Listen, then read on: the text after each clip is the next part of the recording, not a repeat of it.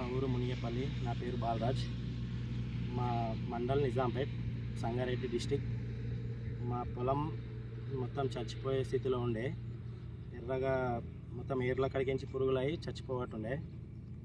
మీ విగ్రో అనే కంపెనీ నుంచి మాకు మందు వాడమని ఫ్రీగా ఇచ్చిర్రు. దాన్ని వాడినాం. వాడకముందు మా పొలం ఈ రకంగా ఉన్నది, మొత్తం ఎరుపులో.